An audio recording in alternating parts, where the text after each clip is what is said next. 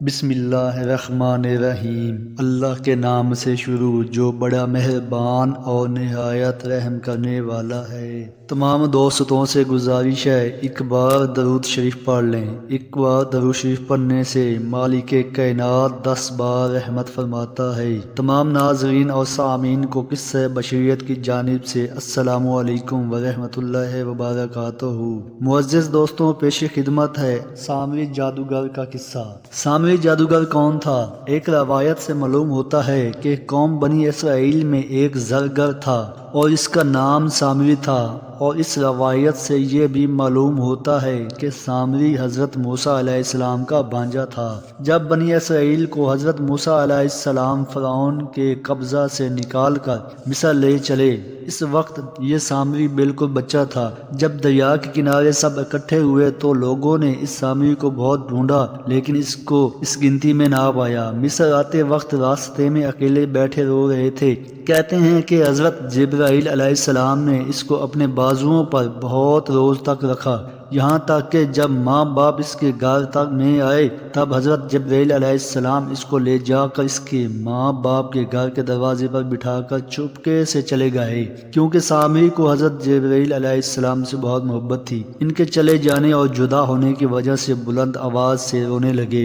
ان کے باپ ان کے رونے کی آواز سن کر اپنے گھر سے باہر نکل آئے اور کیا دیکھتے ہیں کہ اپنا ہی بیٹا رو رہا ہے۔ تب گود میں اٹھا کر اسے اپنے گھر میں لے گئے اور اندر گھر میں اس کی ماں بھی دیکھ کر بہت خوش ہوئی۔ اس کے بعد چند روز تک سامری نے زرگری سیکھی۔ جب موسیٰ علیہ السلام اپنے بھائی ہارون کو اپنا نائب بنا کر بنی اسرائیل میں چھوڑ گئے تھے اور 70 آدمی کو لے کر کوہ طور پر گئے، اس کے بعد سامری نے فرصت پا کر سب قوم کو جمع کر کے کہا، آج 20 دن ہوئے 70 آدمی بزرگ کو لے کر حضرت موسیٰ علیہ السلام کو طور پر گئے۔ اس کے خدا نے مجھ کو خبر دی ہے کہ وہ سب کوہ طور پر مر گئے ہیں۔ اگر تم لوگ اس کی صداقت چاہتے ہو تو اس کے خدا کو میں تمہیں دکھاؤں تاکہ اس سے پوچھ لو، تب حال معلوم ہو جائے گا۔ انہوں نے کہا، اچھا اس میں کیا مذائقہ ہے؟ تب سامری مردود نے سونا اور ایک قالب صورت گیو سالہ بنا کر بطور سانچے کے اس کو آگ میں رکھ دیا، اور پھر اس مردود نے سونا چاندی کو پگھلا کر اس سانچے میں ڈال دیا۔ وہ دونوں پگھل کر پانی ہو کر اس قالب کے اندر بیٹھ گئے اور پھر ایک بچڑے کی صورت سامری نے اس قالب سے ایک خوبصورت بچڑے کو نکال کر پاک صاف کر کے رکھ دیا اور اس کا نام بھی گیو سالہ سامری رکھا، اور پھر اس کو قوم سامری پوچھتی تھی۔ اور بعض محققوں نے یوں لکھا ہے کہ فرعون کے دریا سے غرق ہونے کے بعد سامری اس وقت طفل نہ تھا بلکہ جوان تھا۔ اس وقت ایک شخص کو دیکھا کہ گھوڑے پر سوار ہو کر فرعون کے لشکر میں آیا ہے۔ جب اس کا گھوڑا قدم اٹھاتا تو اس کے زیر سم بزرگی سے تازہ گھاس پیدا ہوتی۔ سامری نے معلوم کیا کہ شاید جبرائیل ہوں گے جو حضرت موسیٰ کی مدد کو آئے ہیں۔ اس وقت ایک خاک ان گھوڑے کے سم کے نیچے سے اٹھا کر رکھ لی تھی۔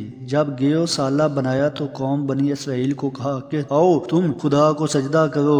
جو گمراہ ہوئے وہ اسی وقت سامری کے کہنے سے چلے آئے۔ جب سامری نے اس مشت خاک کو بچڑے کے منہ میں ڈال دیا تو خدا کے حکم اور قدرت سے اس بچڑے کے منہ سے بے دھڑک گائے کی آواز نکلی۔ تو سامری نے ان سے کہا، یہی تمہارا خدا ہے اور خدا ہے موسیٰ علیہ السلام کا۔ سو وہ بھول گیا، یعنی حضرت موسیٰ علیہ السلام بھول گئے اور دوسری جگہ میں چلے گئے۔ لیکن بنی اسرائیل اس کی آواز سن کر یقین لائے اور سجدہ بھی کیا، اور پھر وہ اسی جگہ کو پوجنے لگے۔ اور بعض آدمی 12 قوم میں سے تھے جو ایمان میں کامل تھے، ان لوگوں سے جدا ہو کر کوکاف کی طرف نکل گئے اور وہاں مسجد بنا کر خدا کی عبادت میں مشغول ہوئے، اور پھر ہر ایک کی نعمتوں سے سرفراز کیے گئے۔ معراج نبوت میں لکھا ہے کہ شب معراج میں رسول اللہ صلی اللہ علیہ وسلم نے دیکھا کہ شعلہ نور زمین سے لے کر ساق عرش تک چمکتا ہے۔ آپ علیہ السلام نے حضرت جبرائیل علیہ السلام سے پوچھا، یہ کس کا نور ہے؟ وہ بولے کہ قوم بنی اسرائیل جو گیو سالہ پوچھتے تھے، اور ان میں ایک جماعت نکل کر کوکاف میں اللہ تبارک و تعالیٰ کی عبادت کر رہی تھی، یہ نور انہی کا ہے۔ حضرت محمد صلی اللہ علیہ وآلہ وسلم نے فرمایا، مجھ کو ان کے پاس لے چلو۔ یہ سن کر حضرت جبرائیل علیہ السلام ان کے پاس رسول خدا صلی اللہ علیہ وآلہ وسلم کو لے گئے۔ وہ لوگ رسول خدا صلی اللہ علیہ وسلم پر ایمان لائے اور حضور پاک صلی اللہ علیہ وسلم نے ان کو تعلیم قرآن اور صورتیں وغیرہ سب سکھا پڑھا دی، اور پھر اس کے بعد ہدایت کی کہ دین محمدی پر قائم رہیں۔ حضرت موسیٰ علیہ السلام اور وہ 70 آدمی تورات لے کر جب طور سے آئے اور اپنی قوم کو دیکھا کہ وہ لوگ ایک گیو سالہ بنا کر پوجتے ہیں، یہ دیکھ کر حضرت موسیٰ علیہ السلام پر بہت خفا ہوئے،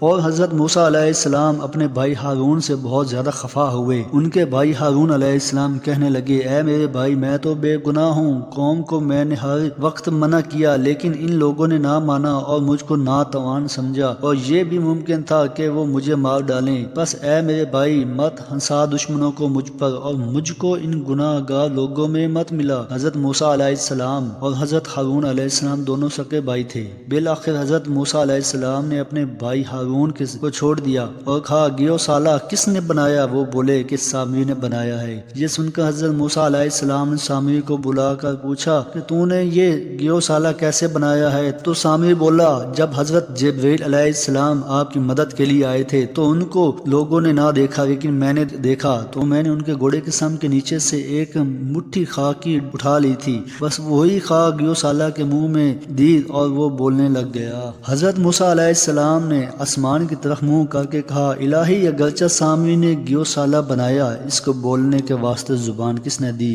ندا آئی، اے موسیٰ، اس کو بولنے کی قوت گوئی میں نے دی۔ پھر جناب باری تعالیٰ میں عرض کی، یہ سب تیرا آزمانہ ہے۔ تو موسیٰ علیہ السلام نے کہا، الہی، یہ سب تیرا آزمانہ ہے، گمراہ کرتا ہے جس کو چاہتا ہے اور راہ دکھاتا ہے جس کو تو چاہتا ہے۔ تو ہے ہمارا دوست، پس بخش دے ہم کو اور رحم کر ہم پر، اور تو سب سے بہتر بخشنے والا ہے۔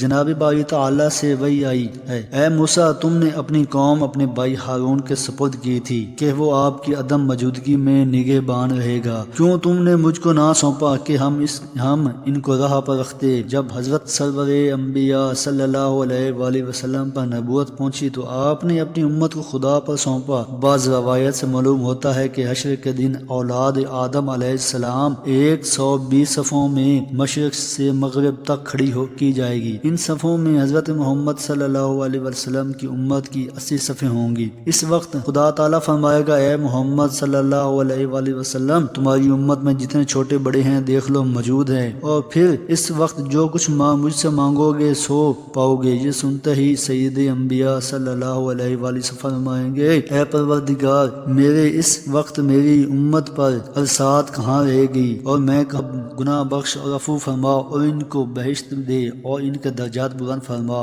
اور پھر اپنے دیدار سے شاد فرما تاکہ تیرا فضل و کرم ظاہر ہو۔ حضرت موسیٰ علیہ السلام نے کہا، الہی، میں نے توبہ کی اور تو میری توبہ قبول کر۔ پھر حکم ہوا، اے موسیٰ، تمہاری توبہ قبول ہو گئی، مگر تم اپنی قوم کے گیو سالہ پرست کو ایک دوسرے سے قتل کرواؤ، پھر اپنے وطن سے خالی ہاتھ ان کو نکال دو۔ ان دونوں میں سے جس کو اختیار کرو گے تب ان کو توبہ اور تمہاری توبہ درگاہ میں قبول ہوگی۔ پاک موسیٰ علیہ السلام نے بنی اسرائیل کے جو بت پرست تھے بلوا کو اللہ کی طرف سے یہ بات کہی کہ سزائے اعمال بت پرستی میں ان دونوں میں سے جس کو اختیار کرو گے نجات پاؤ گے۔ انہوں نے کہا، اے موسیٰ، ہم کو غربت وطن کی برداشت نہیں، آپس میں لڑ کر مر جانا بہتر ہے۔ تب حضرت موسیٰ علیہ السلام کو خدا کی طرف سے خطاب آیا کہ اے موسیٰ، ان سے کہہ دو کہ وہ اپنے بدن سے کپڑے اتار کر اپنے گھر کے دروازے پر تلوار سے ایک دوسرے کو قتل کریں، تب ان کی توبہ قبول ہوگی۔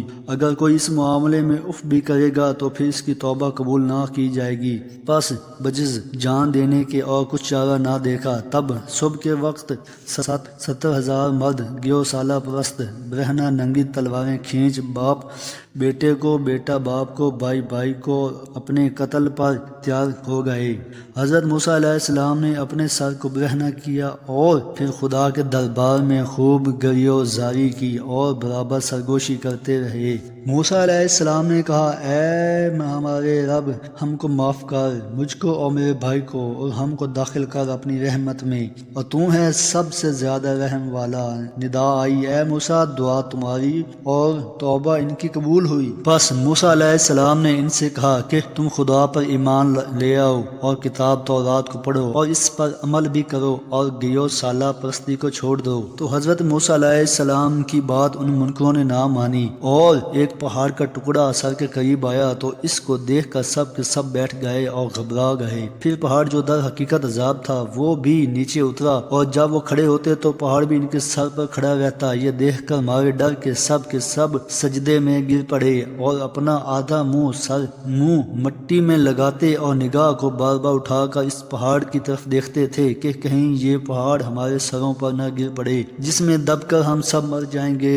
بس بعض ایمان لائے اور بعض کہنے لگے کہ ہم ایمان تو لائے مگر سچے دل سے نہیں۔ بالآخر اللہ تبارک و تعالیٰ ان کے سر پر سے پہاڑ اٹھا لیا، اور جو لوگ منکر تھے وہ اپنے گیو سالہ پرستی میں رہے۔ حضرت موسیٰ علیہ السلام نے قسم دی کہ فرمایا اس گیو سالہ کو پارا پارا کر کے جلا دوں گا اور پھر اس کو دریا میں بہا دوں گا۔ حضرت عبداللہ بن مسعود نے فرمایا اس وقت حضرت جبرائیل علیہ السلام نے حضرت موسیٰ علیہ السلام سے کہا کہ فلانی گھاس سے اس بچڑے کو جلا ڈالو تب یہ اچھی طرح سے جل جاوے گا، اور دوسرا قول یہ بھی ہے کہ پتھر سے چور چور کر کے ذرا ذرا کر کے دریا میں ڈال دو۔ تب حضرت موسیٰ علیہ السلام نے اس بچڑے کو پتھر سے چورا کر کے دریا میں ڈال دیا۔